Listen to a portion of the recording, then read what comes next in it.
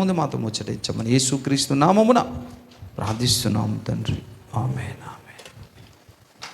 ప్రియులారా, ఇది యేసుక్రీస్తు వారు శిలువ మీద చనిపోయి ప్రియులారా తిరిగి లేచిన తరువాత జరిగినటువంటి సంగతి. ఓ ఇద్దరు యెరూషలేమునకు దగ్గరలో ఉన్నటువంటి ఎమ్మాయి అనేటటువంటి ఒక గ్రామానికి వారు బయలుదేరుతున్నారు. వాళ్ళు బయలుదేరుతున్నారు స్వగ్రామము. ఏదో మాట్లాడుకుంటున్నారు అనుకుంటే ఏదో కాదు, కానీ వారు యెరూషలేములో జరిగిన సంగతిని గురించి మాట్లాడుకుంటున్నారు. ఏంటట? ఆయనకు సిలువ వేశారు, సమాధి చేశారు. విశ్రాంతి దినం శనివారం కాబట్టి అక్కడనే ఉన్నారు. మళ్ళీ ఆదివారం చూసేసరికి ఆయన కనిపించలేదు, ఆయన బాడీ లేదు. ఆయన లేచాడట. అదే ఎవరు? నజరేయుడైన యేసయ్య లేచాడట. ఇది ఎలా సాధ్యం? చనిపోయిన వాడు తిరిగి లేస్తాడా? ఒకవేళ లేస్తే ఆయన దేవుడా, మెస్సయ్య, అసలు ఏంటి ఆయన కోసం అని ఇద్దరు మాట్లాడుకుంటున్నారట. నడుస్తూ నడుస్తూ వారి గ్రామానికి వెళుతూ చూడండి, ఎమ్మాయాను ఒక గ్రామమునకు వెళ్ళుచు జరిగిన ఈ సంగతులన్నింటినీ గూర్చి ఒకరితోనొకరు సంభాషించుకొనుచుండిరి. వారు సంభాషించుచు ఆలోచించుకొనుచుండగా యేసు తానే దగ్గరకు వచ్చి వారితో కూడా నడిచాను. హల్లెలూయా. ఇది ఈరోజు అంశం. ప్రియులారా, యేసు తానే వచ్చి, చూసారా, యేసు తానే దగ్గరకు వచ్చి మళ్ళీ. ప్రియులారా, యేసయ్య, వీళ్ళు యేసయ్యకు రా ప్రభు అని పిలవలేదండి. అది మీరు తెలుసుకోండి, పాయింట్అవుట్. యేసయ్యకు రండి నాయన అని పిలవలేదు వీళ్ళు. అందుకే యేసు తానే దగ్గరకు వచ్చాట. యేసు తనంతట తానే వారి పిలవకపోయినా వచ్చాడట. హల్లెలూయా. అలా మన గృహాలకు మనం నడిపించాలి యేసయ్య. హల్లెలూయా. తెలుసా మీకు, యేసయ్య తనంతట తానే మన ఇంటికి రావాలంటే మనం ఏం చేయాలి? మన ఇంటికి రావడమే కాదు, దగ్గరికి రావాలట. దగ్గరికి రావడమే కాదు, మనతో నడవాలి. హల్లెలూయా. మనం ఏం చేయాలి? ఏం చేయాలనుకుంటే వారు ఏం చేశారండి? సంభాషించుచున్నారట, ఆలోచించుకొనుచున్నారట. ఏ విషయమట? నజరేయుడైన యేసు చనిపోయి తిరిగి లేచాడట. ఏంటి విచిత్రం, ఏంటి ఆశ్చర్యం! అదే సంభాషణ, అదే ఆలోచన, అదే సంభాషణ, అదే ఆలోచన ఉంటే యేసయ్యకు నువ్వు పిలవనవసరం లేదు, ఆయన వచ్చేస్తాడు. హల్లెలూయా. ఆయన వచ్చేస్తాడు. తెలుసండి, ఆయన మన గృహాలకు రావాలంటే మన ఇంటిలో ఆయన సంభాషణ మనం మాట్లాడాలి. వారానికి ఒక్కసారైనా యేసయ్య సంభాషణ మీ ఇంటిలో ఉండడానికి ప్రార్థన పెట్టుకుంటే ఆయన వస్తాడు. ప్రార్థన పెట్టడానికైతే ఇష్టం ఉండదండి. ఎందుకు? కష్టంలో నువ్వు ఉన్నావు, వ్యాధిలో ఉన్నావు, సమస్యలో ఉన్నావు, యేసు నీ దగ్గర రావాలంటే నీ నోట, నీ ఇంట, నీ చుట్టుప్రక్కల వారి ప్రతి చెవులోని కూడా దేవుని మాటలు ప్రవహించాలి. ఎక్కడైతే దేవుని సంభాషణ ఉంటుందో, ఎక్కడైతే దేవుని గూర్చి ఆలోచన ఉంటుందో అక్కడ తనంతట తానే వచ్చేస్తాడట. హల్లెలూయా. ఎందుకు పాస్టర్ గారు మీ ఇంటి దగ్గర ప్రార్థన పెట్టమంటాడు తెలుసా? మీ కష్టంలో ఉన్నప్పుడు ఆయన రావాలి.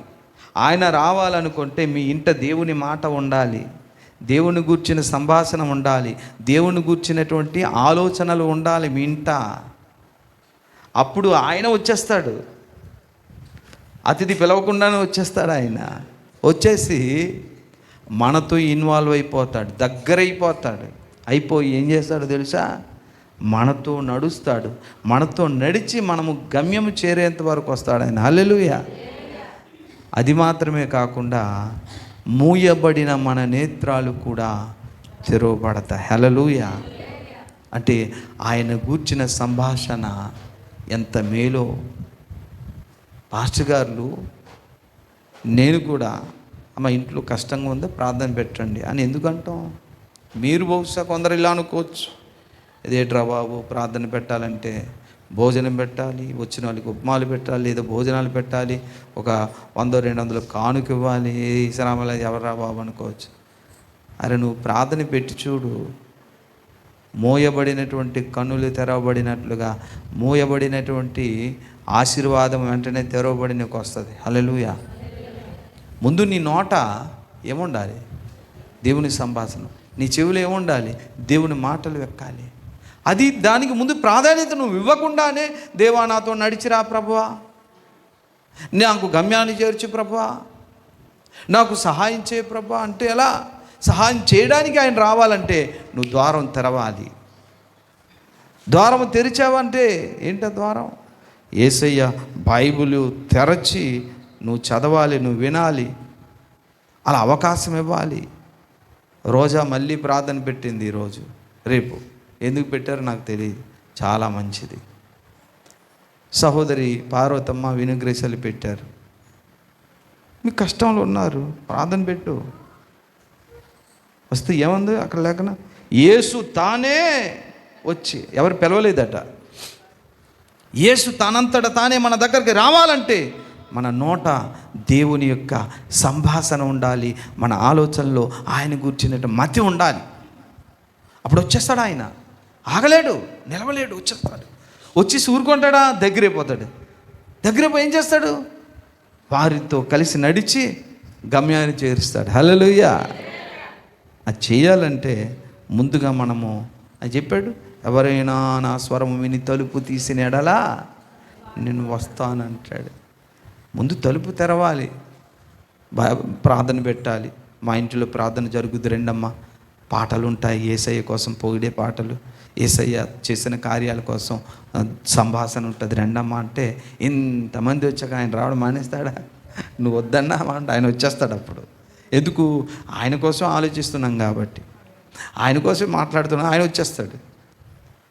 కనుక పిల్లారా, ప్రార్థనలు ఈ రహస్యం ఉంది, కూటాల్లో ఈ రహస్యం ఉంది, తెలుసండి. అప్పుడు వస్తే మనము ఆలోచిస్తుంటాం, ఎటు పోవాలో, ఏ గమ్యం చేయాలో మనకు తెలియదు, మన కళ్ళు కూడా చూడదు. కానీ ఆయన వచ్చినప్పుడు గమ్యం చేరుతాము, కళ్ళు కూడా తెరబడతాయి, సమస్యలు కూడా పోతాయి. వేస్తంటే అందుకనే వారానికి కనీసం నెలకొక్కసారైనా నీ ఇంటి దగ్గర, అంటే 52 వారాల్లో 52 కుటుంబాల్లో ఒక్కొక్క ప్రార్థన అయిపోద్ది. హల్లెలూయా, హల్లెలూయా. ఖర్చు ఎవరు పెడతారు అని ఎప్పుడైనా నువ్వు ఆలోచించావా? ఆ ఖర్చు అటు నుంచి అంటే పోద్ది. ఎప్పుడు నథింగ్. దేవునికి ఇచ్చి చెడిపోయిన వ్యక్తులు ఎవరు ప్రపంచంలో లేరు, దీవించబడిన వారి. దేవుని స్తోత్రం. హల్లెలూయా. ప్రార్థన చేద్దాం, తల వంచండి. ప్రేమ కలిగిన మహాపరిశుద్ధుడా, ఆశ్చర్యకరుడా, నీకు వందనాలు. ఇంతవరకు నాయనా నీ సంభాషణ, నీ ఆలోచన, నీ ధ్యాస మాకు కలుగు చేసినందుకు వందనాలు. మా బిడ్డలు కూడా ఓపికతో వింటారు తండ్రి, ఎందుకంటే